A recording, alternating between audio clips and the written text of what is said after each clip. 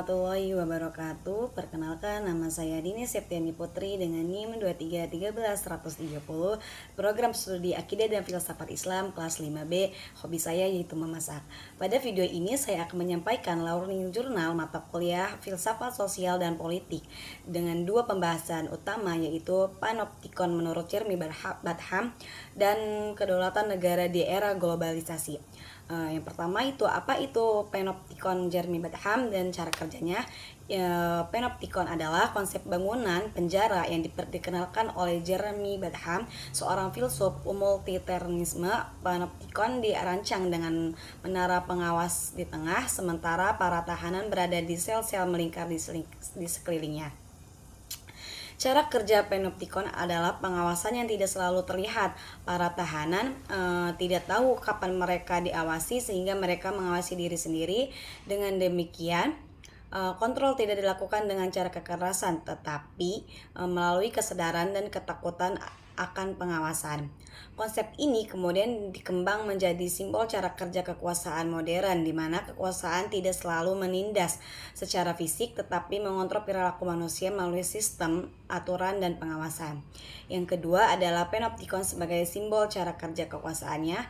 Dalam konteks sosial dan politik, Panoptikon tidak hanya berlaku di penjara, tetapi juga dalam kehidupan modern seperti pengawasan negara terhadap warga, kamera CCTV, sistem administrasi, media, dan teknologi digital. Kekuasaan bekerja secara halus dan tidak kasat mata, namun efektif membentuk perilaku masyarakat. Manusia menjadi disiplin bukan karena dipaksa, tetapi karena merasa selalu diawasi. Kedaulatan negara di era globalisasi. Di era globalisasi, kedaulatan negara mengalami tantangan besar. Arus global seperti ekonomi global, teknologi informasi, perusahaan multinasional, lembaga internasional, jadi membuat negara tidak lagi sepenuhnya bebas menentukan kebijakan sendiri.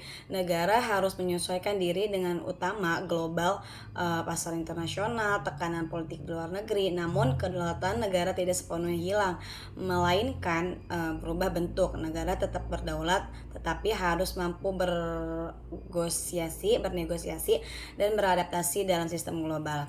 Refleksinya yaitu learning journal ini, dari pembahasan ini saya itu memahami bahwa kekuasaan modern tidak selalu bersifat represif, melainkan bekerja melalui sistem pengawasan dan normalisasi. Selain itu, globalisasi menuntut negara untuk lebih cerdas dan menjaga kedaulatan tanpa mengisolasi diri. Mata kuliah ini membantu saya memahami dinamika kekuasaan dan politik secara lebih kritis konteks dengan realitas sosial saat ini. Demikian learning journal yang dapat saya sampaikan. Terima kasih atas perhatiannya. Wassalamualaikum warahmatullahi wabarakatuh.